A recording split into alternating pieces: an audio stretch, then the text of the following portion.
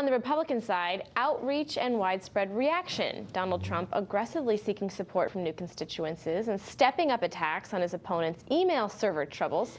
He's hitting the campaign trail this week in Virginia, North Carolina, and Florida, all very important states. Our own Molly Hennenberg joins us now with the very latest on his newest strategy. Hi, Molly. African-American voters to give him a chance to listen to his economic message, to see him as a businessman and an outsider who can revitalize struggling cities such as Detroit and improve their lives. That was part of his message yesterday at an African-American church.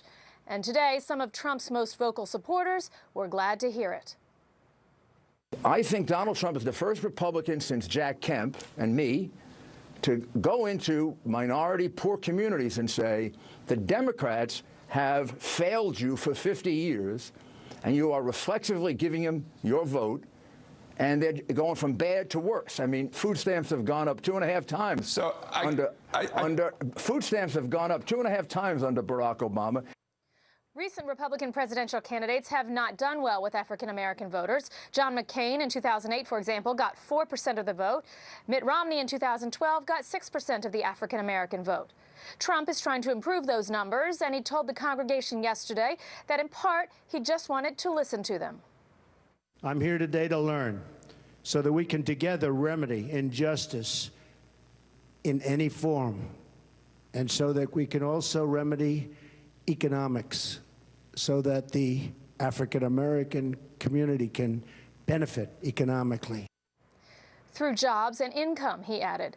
Trump, in his economic message to Great Faith Ministries Church, says he wants to bring jobs back to Detroit and make that city, quote, the economic envy of the world.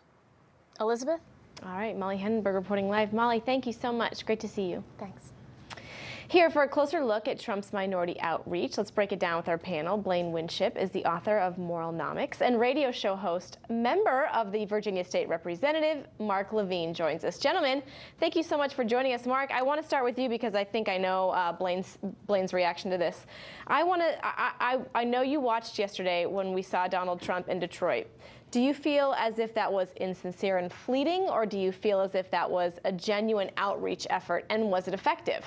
Well, you know, I don't really care what his campaign has to say to black people. Remember, he asked for the questions in advance. He needed to know the questions in advance. His campaign wrote the answers, and apparently Donald Trump can read from a script. Though. I mean, that for politicians. Well, it generally is. I mean, this is a guy, remember, who at the beginning of his showing up on the national stage, he's being investigated by the Justice Department because he won't rent his apartments to blacks. He's the king of the birther movement. Just a few weeks ago, Mark, he said that most blacks... Mark, if we're talking about investigations, I'm not sure you want to go there. Well, I think I do, because he signed a settlement, which suggests to me that listen to some of the people who he wouldn't rent apartments to. But more recently, he's accusing the majority of black people of living in poverty and not having jobs. He doesn't know anything about the American black community.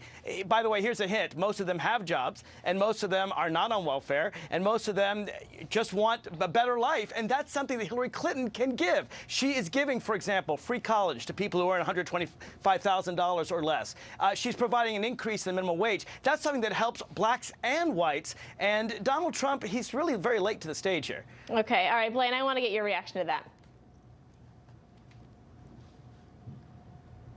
I'm not sure that Blaine can hear us. Blaine, can you hear us? It's a conversation just between me and Mark. I think it's a conversation just between me and Mark. So, Mark, let's continue, because I think we actually had a nice rapport, if you will. Okay, I want to play a soundbite for you, as we all try to recover from this, and it's from Dr. Ben Carson. He had an exclusive with Fox News Sunday's Chris Wallace this morning. I want you to listen to the soundbite, and then I want to ask you a question. Take a listen. Traditionally, the Republican Party has not made an extensive outreach to certain communities, including the African-American community, because they've pretty much written that off as Democrat territory. Donald Trump is changing that narrative and is really starting to talk about this in a very serious way, and I've had many discussions with him about it.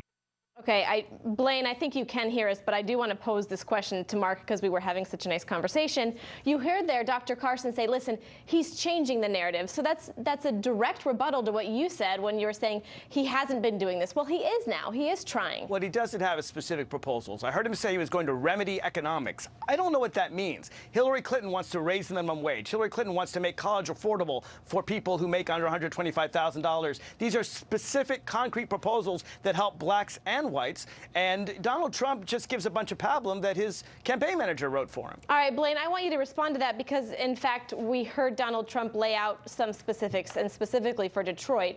What's your reaction to Mark?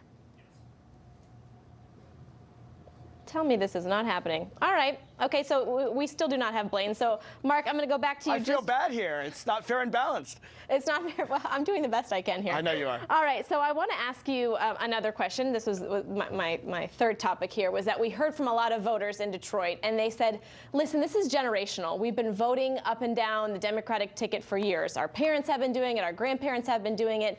That means that Donald Trump has to really change the hearts and minds of the voters, not only in Detroit, but across the country. Do you think he can do that? I think it's actually broader than Donald Trump. I think it's the Republican Party. All you have to do is look at North Carolina, for example, that designed voting laws to keep blacks from voting and was called out by the Fourth Circuit for specifically finding ways to keep blacks from voting. Why would blacks want to vote for a party that wants to keep them from voting? We're not doing this. That's something that Democrats obviously support. And I think if Republicans would come around and support equal rights for blacks, support blacks voting, support things like giving people a chance to have equal opportunity to go to college, these are things that would bring black voters around. But just saying, blacks, you live in poverty, you should try something different, that's an attack on black people, the majority of whom don't live in poverty. And it's also not a concrete solution, the kind that Hillary Clinton offers.